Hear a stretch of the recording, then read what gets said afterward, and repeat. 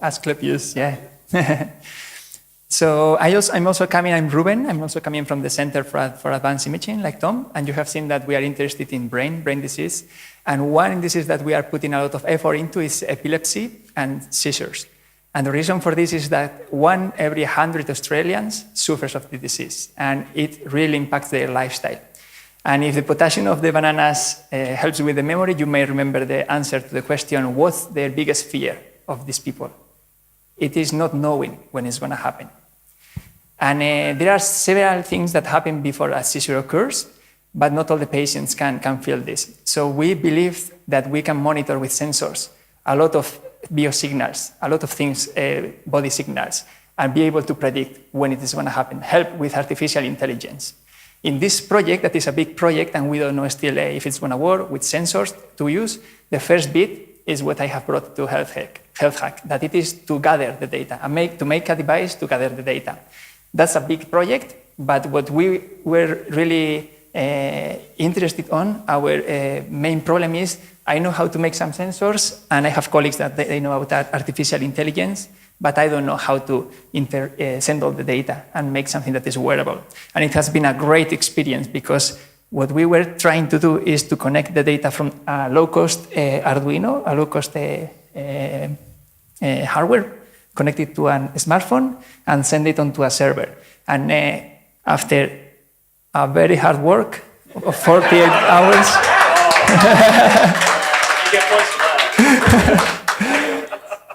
here you can compare a bit what we wanted to do and what we have achieved. And we have the sensor, in this case one, but one is enough for me. I can build up from there. And we have been able to connect it through the Arduino and Bluetooth to a smartphone, and then it goes onto the server. And this was already a great help. This is already boosting our project. And when I bring this back to my colleagues, it may help them decide in putting more resources into this.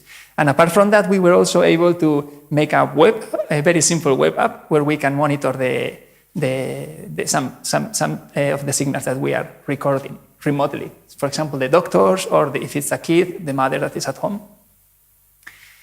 And apart from this, we got great ideas from many kind people here that came, even if they were not in the team, came and suggested, there are these kind of sensors may help because of this and this. And also, we had some very people that are very much into hardware, and they have shown me really small devices that are microprocessors that are very wearable. This is going to be something important in the future. And I would like to finish thanking my colleagues that they have been basically, we have done all the work for me. Thank you very much.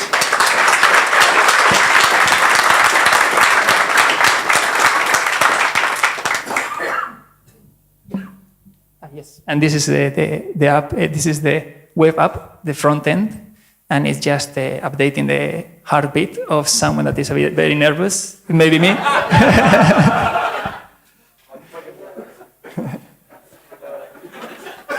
Reuben, fantastic work. Love.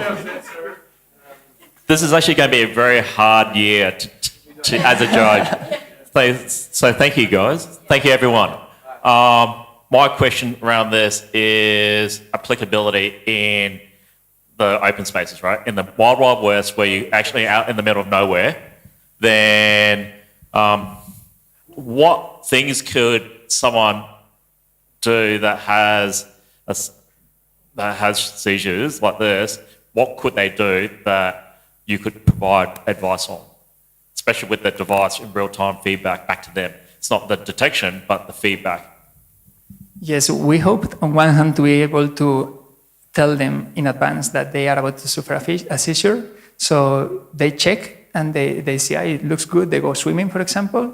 And if this becomes reliable, they can go swimming, they can go riding, and they will be able to face the fear that they have to do some normal activities. And on the other hand, we know very little about this disease that is very plural.